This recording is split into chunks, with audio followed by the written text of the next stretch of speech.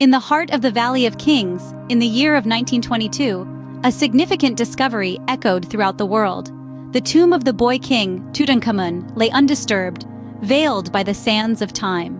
Yet, as the seal of the tomb was broken, a whisper of an ancient curse began to circulate, a prophecy of doom for those who dared to disturb the pharaoh's eternal slumber. The man leading the excavation, Howard Carter, and his patron, Lord Carnarvon, reveled in their monumental find, unaware of the enigmatic force they were said to have unleashed. Not long after the tomb's opening, Lord Carnarvon succumbed to a mosquito bite turned fatal, fueling the fires of the curse's legend. Yet it wasn't just Lord Carnarvon who met an untimely end. Sir Bruce Ingham, George J. Gould, and others associated with the tomb also experienced misfortunes and untimely deaths, bringing the count to more than 20 victims. The world watched in horror and fascination as the curse of the pharaoh seemed to claim life after life. However, the man at the center of it all, Howard Carter, the archaeologist who discovered the tomb, remained unscathed. He lived to the ripe age of 64, passing away from lymphoma, a seemingly normal cause with no ties to any ancient curse. So, was it all just a series of unfortunate coincidences, or was there more to the story? Enter Ross Fellows, a scientist who proposed a theory as intriguing as the curse itself. According to Fellows, the deaths were not the result of a supernatural curse, but of radiation poisoning. He suggested that the tomb was a trove of uranium and toxic waste, deliberately placed to deter tomb raiders. This theory, grounded in science, points to the high radiation levels found in the tomb, linked to basalt coffers and radon gas, indicating unnatural sources. The boy king himself, Tutankhamun, who ruled in the 14th century BC, had health issues likely due to his parents being siblings, as revealed by a virtual autopsy indicating physical impairments and genetic evidence of inbreeding in his family. In conclusion, the pharaoh's curse, which started as a tale of supernatural retribution, transformed into a scientific enigma. The victims of the curse, more than 20 individuals associated with the opening of King Tutankhamun's tomb, experienced untimely deaths and misfortunes. Yet the man who discovered the tomb, Howard Carter, lived a long life, free of any curse-related misfortunes. The scientific theory proposed by Ross Fellows offers a logical explanation, suggesting the curse was actually radiation poisoning from toxic waste deliberately placed in the tomb. Let's talk about some of the victims affected by the curse of King Tut. Howard Carter, the archaeologist who discovered the tomb, gave a paperweight to his friend Bruce Ingham as a gift. The paperweight appropriately, or perhaps quite inappropriately, consisted of a mummified hand wearing a bracelet that was supposedly inscribed with the phrase, "Cursed be he who moves my body." Ingham did not die from the mummy's curse, though his house burned to the ground not long after receiving the gift. When he tried to rebuild, it was hit with a flood.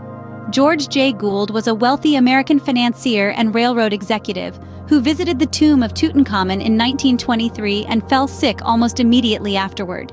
He never really recovered and died of pneumonia a few months later.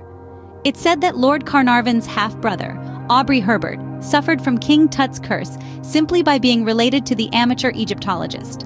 Aubrey Herbert was born with a degenerative eye condition and became totally blind late in life. A doctor suggested his rotten infected teeth were somehow interfering with his vision, so Herbert had every single tooth pulled from his head in an effort to regain his sight. It didn't work. He did, however, die of sepsis as a result of the dental surgery, just 5 months after the death of his supposedly cursed brother. Hugh Evelyn White, a British archaeologist, visited King Tut's tomb and may have helped excavate the site. By 1924, after seeing death sweep over about 24 of his fellow excavators, Evelyn White died by suicide. But not before writing, allegedly in his own blood, "I have succumbed to a curse which forces me to disappear." American Egyptologist Aaron Ember was friends with many of the people who were present when King Tut's tomb was opened, including Lord Carnarvon. Ember died in 1926, when his house in Baltimore burned down less than an hour after he and his wife hosted a dinner party. He could have exited safely, but his wife encouraged him to save a manuscript he had been working on while she fetched their son. Sadly, they and the family's maid died in the catastrophe. The name of Ember's manuscript? The Egyptian Book of the Dead. Richard Bethel was Lord Carnarvon's secretary and the first person behind Carter to enter the tomb. He died in 1929 under suspicious circumstances, though one modern historian has attributed his death to the work of infamous occultist Aleister Crowley. Bethel was found smothered in his room at an elite London gentlemen's club, proving that you didn't have to be one of the excavators or expedition backers to fall victim to Tutankhamun's curse. Sir Archibald Douglas Reed, a radiologist, merely x-rayed Tut before the mummy was given to museum authorities. He got sick the next day and was dead 3 days later. James Henry Breasted, another famous Egyptologist of the day, was a member of Carter's team when King Tut's tomb was opened. Shortly thereafter, he allegedly returned home to find that his pet canary had been eaten by a cobra, and the cobra was still occupying the cage. Since the cobra is a symbol of the Egyptian monarchy and a motif that kings wore on their headdresses to represent protection, this was a rather ominous sign. Breasted himself didn't die until 1935, although his death did occur immediately after a trip to Egypt. This tale, a blend of history, mystery, and science, continues to captivate us, reminding us that sometimes the truth is as enthralling as the legend.